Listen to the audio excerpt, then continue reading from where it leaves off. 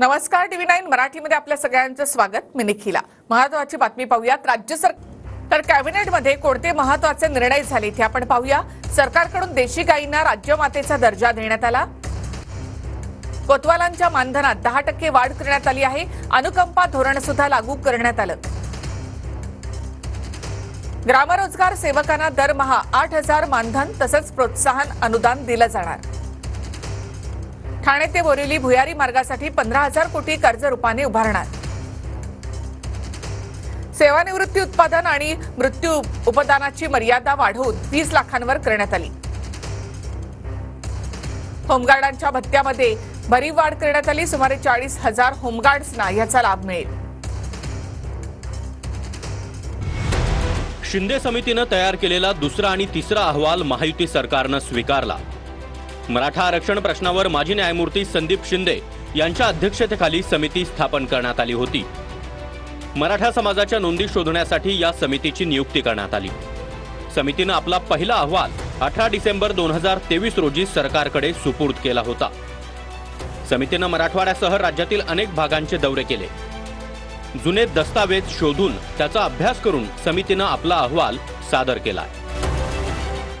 मी आज TV9ला हे जाहीरपणाने सांगतो की हे तीनही समितीकडे घेऊ असं सांगितलेलं होतं त्यांनी। गॅजेटियर तिन्ही पण मग ते गॅजेट असणाऱ्या नोंदी हैदराबाद संस्थांमध्ये नंतर सापडलेले 8,000 पुरावे, संस्थानाकडे सापडलेले पुरावे, सगळ्या सोयऱ्यांची अंमलबजावणी, मागेल त्या मराठा समाजाला आरक्षण कसं द्यायचं याबद्दलचा समितीने एक अहवाल करण्यासाठी तयार करण्यासाठी समिती गठीत केलेली आणि मराठा आणि कुणबी एकच आहे हा अहवाल देऊन यासाठी ही समिती खरी गठीत केलेली की मराठा आणि या राज्यातला कुणबी एकच आहे आणि तोच अहवाल सरकारनं स्वीकारलाय। चांगली गोष्ट आहे, अहवाल स्वीकारलाय, गरिबांना न्याय मिळावा हीच आमची पण भूमिका आहे।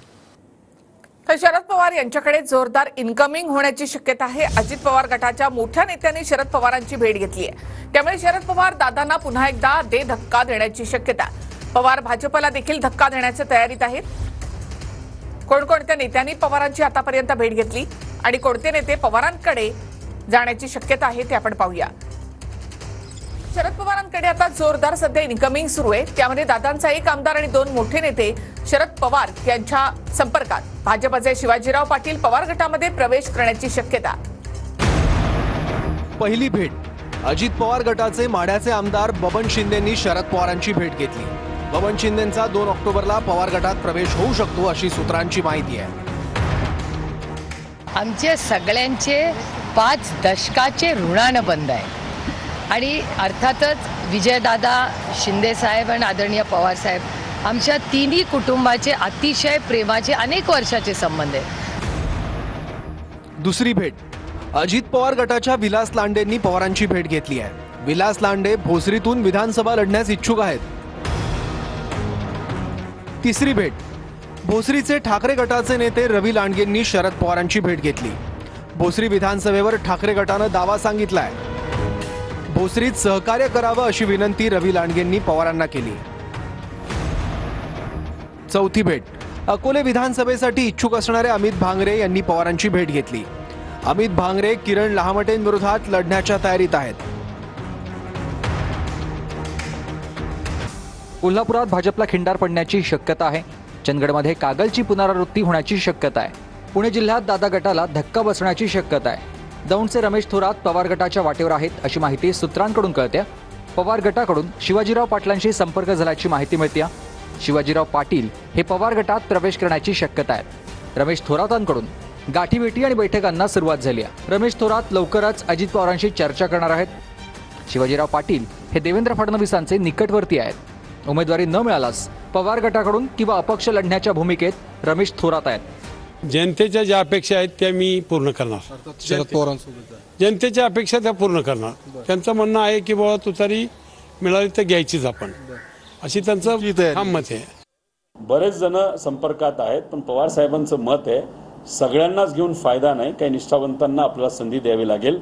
त्यामुळे आता पवार साहेब ठराविक लोकांचाच कदाचित विचार करतील आणि तो ठराविक आकडा जो आहे तो फार कमी असू शकतो। पुढच्या काही दिवसांमध्ये ज्या ज्या लोकांना तिकीट मिळतील, जे दादांकडे आहेत, आता जे आपल्याकडे येतात, आणि फक्त दादांचे नाही भाजपचे सुद्धा अनेक लोक संपर्कात आहेत.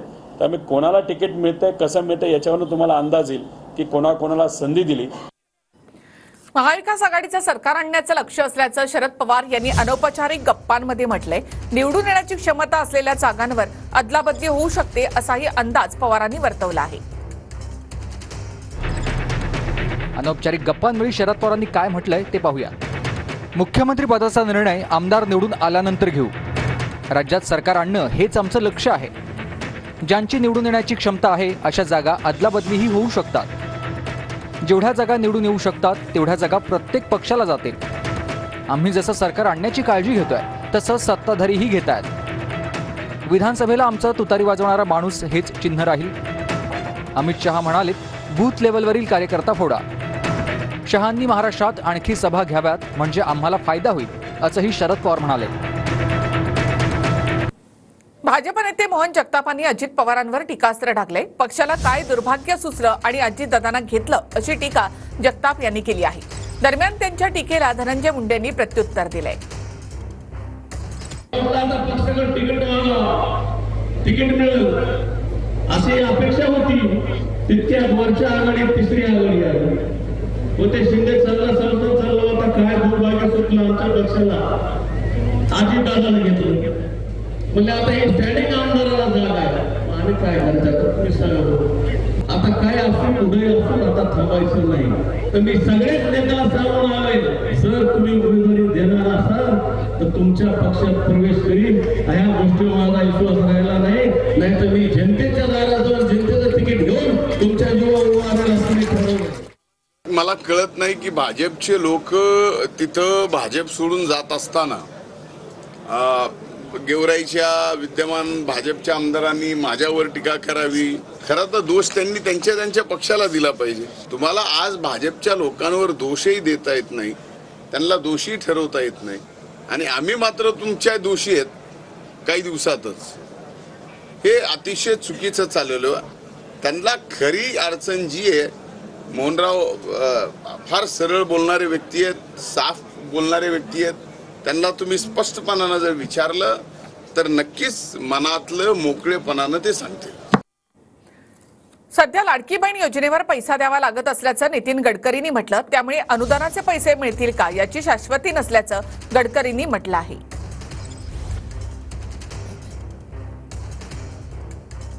मेरा तो मत है कोई भी पार्टी की सरकार हो, सरकार को दूर रखो. सरकार ये विषकन्या होती है, जिसके साथ जाती है उसको डुबाती है. ये आप इनके लफड़े में पड़ो मत. जो सब्सिडी लेना है ले लो, पर ये कोई कब मिलेगी कुछ मिलेगी कोई भरोसा नहीं होता. अभी मेरे लड़के ने मुझे परसों हमको 450 करोड़ सब्सिडी मिली है और पैसे जमा है टैक्स के. तो बोले कब मिलेगी. मैंने कहा भगवान से प्रार्थना कर, क्योंकि कोई भरोसा नहीं. मिलेगी क्या, मिल सकती है. अब वो जब आएगी, अभी लाडली बहन योजना शुरू होगी तो सब्सिडी का पैसा उनको भी उस काम के लिए देना पड़ा. गडकरी जी म्हणतात ते बरोबर आहे, पण जर अशा प्रकारे पैशाचा अपहार आणि अपव्यय सुरू असेल, तिजोरीत पैसे नसताना, इतर योजना बंद केल्या जात असताना, तर केंद्र सरकारची काही जबाबदारी आहे की नाही. नितीन गडकरी एक ज्येष्ठ नेते आणि ज्येष्ठ मंत्री आहेत. मला असं वाटतं केंद्रीय मंत्रिमंडळामध्ये त्याने या विषयावर प्रस्ताव मांडायला हवा. मुख्यमंत्री माझी लाडकी बहीण योजनेच्यामुळं, त्या निधीमुळं कुठच्याही योजनांवर इव्हन उद्योजकांच्या इन्सेंटिव्हवर देखील परिणाम होणार नाही याची दक्षता पूर्ण सरकारनं घेतलेली आहे. गडकरी साहेबांना आमच्या सगळ्यांपेक्षा नक्कीच जास्त माहिती आतली माहिती असणार. त्यामुळे जेव्हा गडकरी साहेब हे बोलतात, त्याच्यानंतर महाराष्ट्राचे नेते जे लोकसभेला त्या महायुतीबरोबर होते, राज ठाकरे, तेही तेच बोललेले आहेत. आणि सातत्याने अनेक चॅनल आणि वर्तमानपत्रात जे तज्ज्ञ आहेत, इकॉनॉमिस्ट्स आहेत, अशा सगळ्या तज्ज्ञ आणि नेत्यांच्याकडून वारंवार महाराष्ट्राची जी परिस्थिती आहे, महाराष्ट्राची इकॉनॉमी जी आहे ती अडचणीत आहे असं सातत्याने सरकारमध्ये असलेले लोक म्हणतात. त्यांनी कुठल्या आशयानं म्हटलं त्याचा आशय उलटा काढून काही होणार नाही. मुख्यमंत्री माझी लाडकी बहीण योजना ही त्यांनीही 4दा अभिनंदन केलं योजनेचं. त्यांनी त्यांच्या प्रेसमध्ये, त्यांनी त्यांच्या भाषणामध्ये गडकरीजींनी या योजनेचा अत्यंत चांगली योजना म्हणून उल्लेख केला आणि स्वतः गडकरीजी रेशीम त्या ठिकाणी नागपूरच्या 80,000 महिलांसमोर त्यांचं अभिनंदन त्यांनी केलं आणि या योजनेकरता वेगळंच बजेट आहे. या योजनेचा संबंध दुसऱ्या योजनेवर नाहीये. विधानसभा निवडणुकीच्या तयारीला काँग्रेसकडून सुरुवात झाली आहे. 1 ऑक्टोबर पासून काँग्रेस इच्छुक उमेदवारांच्या मुलाखती घेणार आहे. उमेदवारांच्या मुलाखतीसाठी नेत्यांवर जबाबदारी सोपवण्यात आली आहे. 1 ते 8 ऑक्टोबर पर्यंत नेते प्रत्येक जिल्ह्यामध्ये जाऊन मुलाखती घेणार आहेत. 10 ऑक्टोबर पर्यंत गुप्त अहवाल प्रदेश काँग्रेसला दिला जाईल. उद्धव ठाकरे यांनी एक तरी निवडणूक लढून जिंकून दाखवावी असं चंद्रशेखर बावनकुळेंनी म्हटलंय. चंद्रशेखर बावनकुळेंनी थेट उद्धव ठाकरेंना आव्हान दिलंय.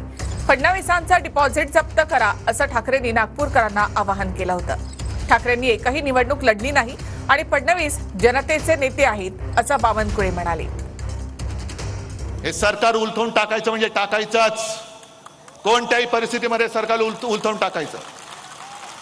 अगदी नागपुरामध्ये तुम्ही मगाशी कोण बोललात? त्याचं डिपॉझिट जप्त झालं पाहिजे. मला विजय हा निसट्ट विजय नकोय, दणदणीत विजय पाहिजे. देवेंद्रची जमानत जप्त करण्याची भाषा म्हणून नागपूरवरनं गेले. उद्धव ठाकरेंनी कधीच निवडणुका जिंकल्या नाही. देवेंद्रजी 5-10 आमदार झाले आणि 6व्यांदा रेकॉर्ड ब्रेक मताने जिंकणार आहे. एका विधानसभेत यावेळी उद्धव ठाकरेंनी कुठली तरी विधानसभा महाराष्ट्राची लढावी, त्यांना वाटेल ती लढावी. आणि आता महत्त्वाच्या बातम्या आपण पाहूया. महाविकास आघाडीची 4 तासांपासून ट्रायडंट हॉटेलला बैठक सुरू आहे. महाविकास आघाडीची जागा वाटपाची बैठक लांबण्याची शक्यता आहे. सलग 2 दिवस महाविकास आघाडीच्या जागा वाटपावर बैठका होत आहेत. केंद्रीय गृहमंत्री अमित शहा उद्या मुंबई आणि नवी मुंबई दौऱ्यावर आहेत. अमित शहा मुंबई, नवी मुंबई, ठाणे आणि कोकणातील आमदार तसंच पदाधिकारी यांच्यासोबत संवाद साधणार आहेत. उद्धव ठाकरे आनंद दिघेंचं खच्चीकरण करत होते. ठाकरेंनी दिघेंचा जिल्हा प्रमुख पदाचा राजीनामा मागितला होता. दिघेंनी हॉस्पिटलमध्ये असताना मला ही गोष्ट सांगितली. रामदास कदम यांची माहिती. शिरसाट रामदास कदम यांची घाणेरडी वृत्ती.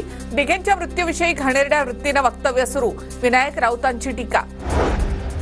पुणे जिल्ह्यामध्ये अजित पवार गटाला धक्का बसण्याची शक्यता. जनतेला माझ्याकडून अपेक्षा, जनता म्हणते तुतारी हाती घ्या. दौंडचे माजी आमदार रमेश थोरात पवार गटामध्ये जाण्याची शक्यता. साहेब जर दैवत असते तर साहेबांना सोडून गेले नसते. सुरेंद्र पाठारेंची सुनील टिंगरे यांच्यावर टीका. भावनिकतेमधून या सर्व गोष्टी बोलण्यासारख्या असतात. पाठारेंचा टिंगरेंना टोला. मुस्लिम समाजाकडून देण्यात आलेल्या घोषणांची चौकशी व्हावी. यासोबत शरद पवार यांचीही या प्रकरणी चौकशी करा. भाजप आमदार गोपीचंद पडळकर यांची मागणी. अहिल्यानगर नावावरून मुस्लिम समाजानं दिलेल्या घोषणांमुळे वातावरण तापलं. फडणवीसांना जे बोलता येत नाही त्यासाठी त्यांनी छोटे नेते पाळलेत. गोपीचंद पडळकर यांच्या टीकेला रोहित पवारांचं उत्तर. फडणवीसांनी 3 ते 4 नेते बोलण्यासाठी पाळलेत. रोहित पवार यांची पडळकर यांच्यावर टीका. सोनार समाजासाठी संत नरहरी महाराज आर्थिक विकास महामंडळ स्थापन. राज्य मंत्रिमंडळाच्या बैठकीमध्ये मोठा निर्णय. सोनार समाजाकडून उपमुख्यमंत्री फडणवीसांचे आभार.